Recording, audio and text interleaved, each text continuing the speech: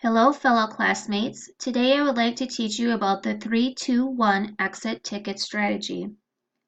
The 3-2-1 is a strategy that provides a structure for students to summarize, organize, and integrate what they are learning. 3-2-1 helps by giving students prompts to jumpstart the process of reflection. This strategy may be used as an admit ticket or an exit ticket. It may also be used to promote reflective dialogue by small groups of students.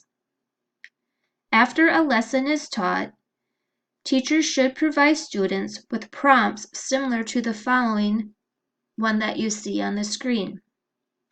The teacher can do this either by using index cards, by using a brief homework assignment, or given a worksheet for them to fill out. On that document, the teacher should have the students fill out 3 things that they learned that day, 2 things they found interesting, and 1 question that they still have about the lesson that was taught.